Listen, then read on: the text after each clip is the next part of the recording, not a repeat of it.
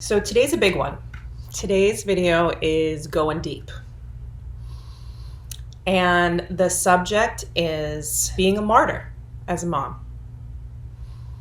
And that word is really powerful. It's really triggering for all of us, and it's for a reason. Basically, what a martyr is someone who only gives, takes care of other people without focus on their own needs. They always come last. The only driving force in their life is to serve others. And that's the way that I mothered for the first 6 years of my oldest child's life. I'm very inspired. I've been thinking about this for a while, but Glennon Doyle's new book, Untamed, discusses this, and she comes up with great terms. And basically what I want to ask you today is, are you a martyr mother or are you a model mother? And that the model mother is her term, and I'm really thankful because I was looking for the right term. Glennon also talks a lot about the kind of memos we get from society as moms, and this is huge. And the memo that I feel our generation got was that we had to make sure that every moment of our children's lives were stimulating, soothing, loving, safe, perfect, really perfect. You know, I think our parents' generation and generations before that, children were not so much the focus, you know, and I don't know what the reason is that in this generation, we're so much more keyed into their experience, but we are. And I got the memo, and I thought that when I became a mother, first of all, I had the wrong assumption that motherhood was going to complete me and that I would finally be happy and content with my life once I became a mother. We all know that's not the way it works, because the relationship that is the one that is going to bring you peace and fulfillment is the one with yourself. Not with your partner, not with your kids, maybe some friends, really good friends maybe. I'm just joking. It's really just with yourself. But what the martyr does, and what I did as a martyr, is I thought, if I can just be the perfect mother, then I will be fulfilled. And what did that mean? That meant doing everything. I was a stay-at-home mom, and while, I made great friends, my life was there to serve the life of my kids. And listen, in a lot of ways that's really beautiful, and I really look back and appreciate the time that I had. And I think from the outside, you wouldn't have known that I was struggling like this, but on the inside, what was driving me was this perfection of what it meant to be a perfect mother, and how could I do it better, and what other experiences could I find for my child that would be perfect and perfectly support him. And what I wasn't paying attention to is, what do I need so that I have the energy and strength and peace to parent this child? It's like, no one tells us that. And I mean, I guess there is knowledge out there, that moms need to take care of themselves, blah, blah, blah, blah. But when you first have that baby and there's that attachment, that just goes out the window unless you really have someone in your life who knows better and drills into you and actually steps in and supports you and says, I'll take the baby, you go. And as new moms, you don't even want to go. You just want to be with that kid and take care of the kid because you're attached, and this thick attachment comes on, and yourself goes out the window. And you become a martyr. And the truth is that is unsustainable. Being a martyr mom is unsustainable, and it's only going to work for so long before the edges are going to start to peel and some cracks are going to show. And for me, what that was is that I was drinking wine every night in order to be this perfect mom, because I wasn't taking care of my body. I mean, I would go to yoga classes and I would walk around the neighborhood in Brooklyn, but I wasn't raising my heart rate. I wasn't meditating and calming my mind. I wasn't doing the emotional work that we all need to do to process, things in our past. I wasn't being mentally stimulated by learning new things. I mean, I guess I was learning about motherhood, but that's the other thing about our culture is that you can find a million ways to be the perfect mom, What you have to understand, because sometimes that martyr role feels like a badge of honor. Like, you are the best mom. You're giving up yourself and your needs for these kids. That's what a good mother does. And it's just not true. It's just not true because it's unsustainable, and we are human beings as moms, so we have needs. And if we suppress and repress them for years at a time, unhealthy habits are going to come up so that we can cope with that, because that's not natural. The other thing that we want to pay attention to is modeling, right? And that's why Glennon talks about the model mom. So do you want to be the martyr mom who basically strips away herself entirely at the service of her children?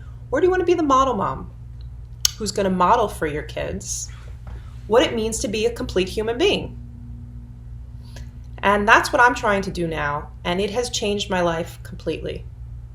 First of all, I don't drink wine anymore, so that's the first thing. But I live my life, and I have now made my own needs number one. I know that sounds crazy, but it's the truth. Because I know if I don't fill myself up first, and if I don't do what fills me up, lights me up, which is work like this, as well as taking care of myself in different ways, then I can't be there for them. And I can't be present with them. And now when I'm with them, and I'm really present with them, and I'm really enjoying them when we're together, because I've taken the time to take care of myself.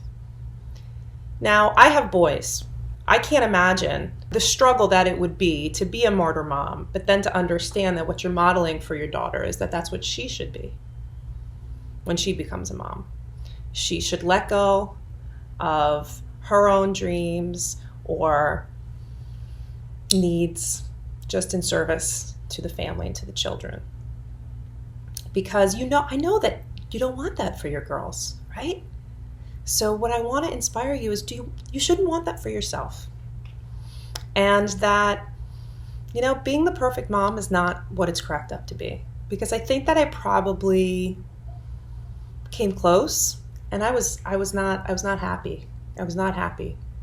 Now, when I put myself first, I'm modeling to my children what being whole looks like. Because I'm sustaining and working on my relationship with myself to be whole. I'm giving myself what I need. I'm not expecting my husband to give me, to take care of me emotionally. I do that myself. I journal. I take care of my emotions. I process them.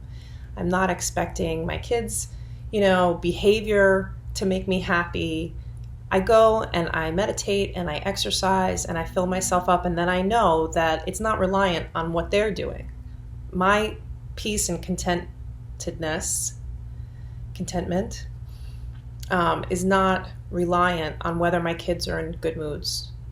Listen, it can still, a bad kid mood can still really rock your day. I'm not saying that it doesn't. I just feel like I'm not as reliant on my circumstances to give me my state of being. I work at it first. My state of being is my number one priority, is stabilizing that. And that comes a lot through sobriety, right? And I know that not everybody that I'm speaking to has an issue with any type of addictions.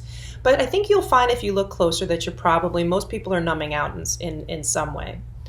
So I just want to inspire people to shift from the numbing exercises, as we've discussed in the past, to things that really fuel you and fill you up. Because when you lose that numbing, when I decided not to drink anymore, it forces you into, okay, what do I need to do so that I don't need that? Oh, I need to really love myself, really take care of myself, and understand that my needs are as important as theirs are. I'm a person too. And there's a relearning that has to happen once they're old enough and you're not literally carrying them everywhere.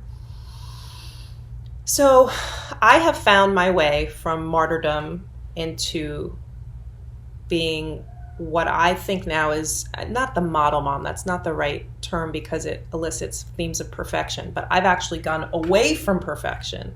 When I say model, I mean I'm setting an example of what it means to be a whole person with needs. And listen, when I first started doing it, the guilt I would feel when I would leave the house to go exercise and leave. And I actually remember when I first started doing it, I had a babysitter. I didn't use babysitters for 6 years, by the way. I didn't mention that. That's another video. So I was pretty burnt out.